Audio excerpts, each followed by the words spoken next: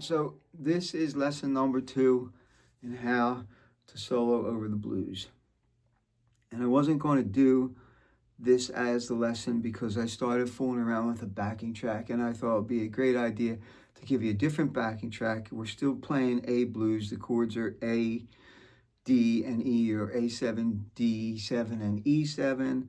But I want to go more towards a rock and rolly kind of edge, because after all of our rock and music we have today really originated from the blues. So I want to make that connection for you right off before we get too far into the series. However, I did not intend to do it with this much fun effects on the guitars or distortion. So the whole thing comes off sounding a bit more, maybe, I don't know, Southern Rocky, ZZ Toppy. I don't know what you want to call it when you hear the backing track. You'll see what I mean. So let's get into the lesson. The lesson is simple. The first lesson was use the minor pentatonic scale in one position over the entire blues progression and learn how to work that position. The second lesson is this.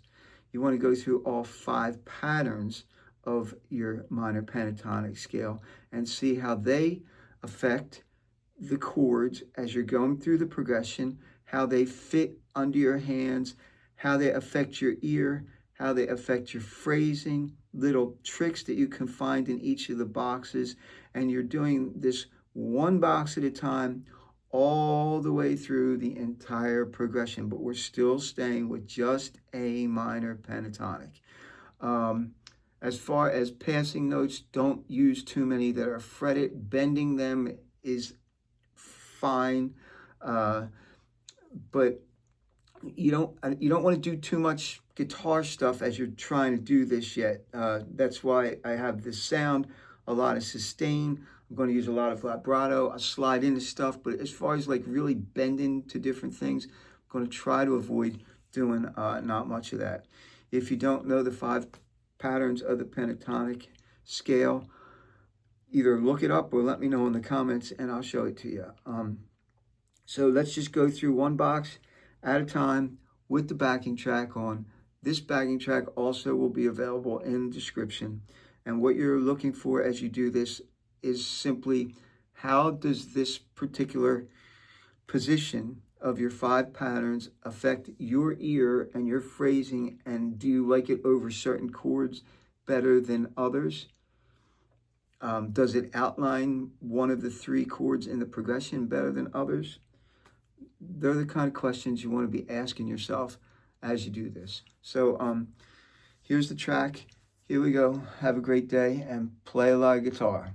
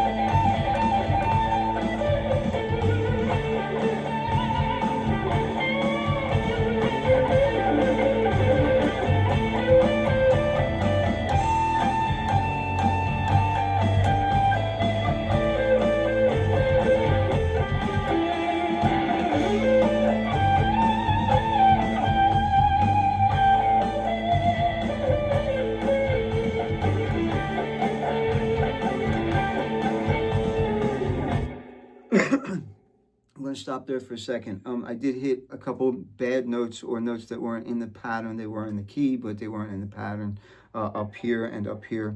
So if you heard them, great listening.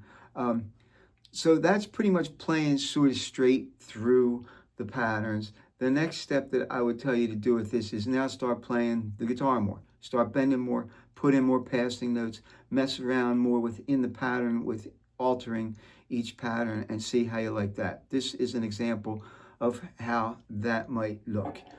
The next lesson, we're going to talk about how you might switch between these patterns to highlight the chords a little bit better than just sticking it in one pattern. But when you start putting bends in there and passing notes, you really, the sky's the limit. So I hope you like this video. I hope you like the series. Let me know in the likes and in your comments. And have a great day and play a lot of guitar.